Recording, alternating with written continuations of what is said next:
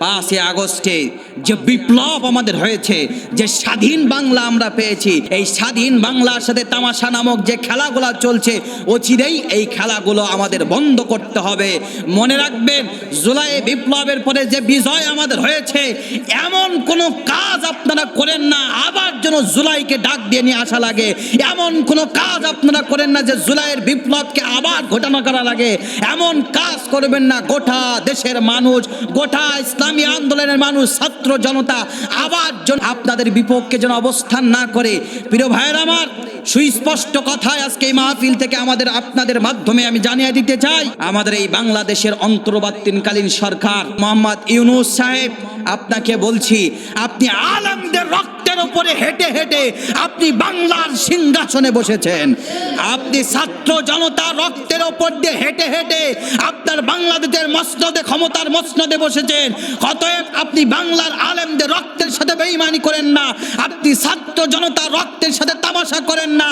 এমন কাউকে আপনি উপদেষ্টার চেয়ারে প্রমোট করেন না, এমন কাউকে আপনি উপদেষ্টার চেয়ারে বসায়েন না যার স্ত্রী একজন পতিতা, যে কিনা চলচ্চিত্র করে, সিনেমা করে বাংলার আপামার তৌহিদি জনতা, এই ছাত্র জনতাকে বিশেষ করে সোশ্যাল মিডিয়ার মাধ্যমে ছাত্রদেরকে সমকামিতা প্রমোট করবেন, এমন কাজ, এমন দুঃসাহস দেখায়েন না। অচিরেই আমাদের এই আপামার তৌহিদি জনতার আজকে এই তাফসীর মাহফিল থেকে আমরা দাবি জানাই, অচিরেই আপনি আপনার এই উপদেষ্টা মণ্ডলীর খাতা থেকে এদের নামগুলো অচিরেই বাদ দিতে হবে। ঠিক কিনা বলেন? প্রিয় ভাইয়ের আমার, অতএব শোনেন, ডক্টর মোহাম্মদ ইউনূস, আপনি রক্তের উপর দিয়ে হেঁটে হেঁটে আপনি আপনার বাংলার ক্ষমতার মসনদে বসেছেন। অতএব যে কাজটি করবেন অবশ্যই আপনি ভেবে চিন্তে কাজ করবেন। জুলাই আন্দোলনের বিপ্লবের মাধ্যমে 5 আগস্টের স্বৈরাচার খুনি শেখ হাসিনা ইসলামী আন্দোলনের রাহবার এই ছাত্র জনতার বিপ্লব দেখে খুনি শেখ হাসিনা পর্যন্ত পালিয়ে যেতে বাধ্য হয়েছে। অতএব বাংলাদেশের অন্তর্বর্তীকালীন সরকার ডক্টর মোহাম্মদ ইউনূস সাহেব, আপনাকে বলতে চাই, আপনি আলেমদের রক্তের উপরে হেঁটে হেঁটে আপনি বাংলার মসনদের ক্ষমতায় বসেছেন।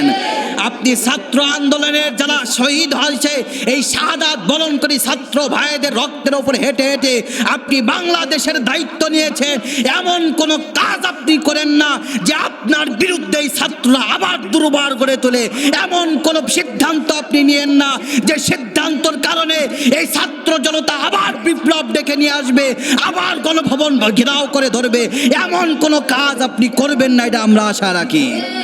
প্রিয় ভাইরা আমার, আজকে এই মাহফিল থেকে, তাফসীর মাহফিল থেকে একটা কথা সুস্পষ্ট ভাষায় বলতে চাই, এমন কাউকে আপনি উপদেষ্টা মণ্ডলীর ভেতরে যুক্ত করেন না যার স্ত্রী কিনা নিজের শরীরটা বেছে কিনে খায়, যার স্ত্রী কিনা সমকামিতা প্রমোট করে, যে কিনা চলচ্চিত্র নির্মাণ করে আমার যুব সমাজদেরকে ধ্বংসের দিকে নিয়ে যাচ্ছে। এমন কাউকে খবরদার আপনি উপদেষ্টার কাতারে রেখেন না।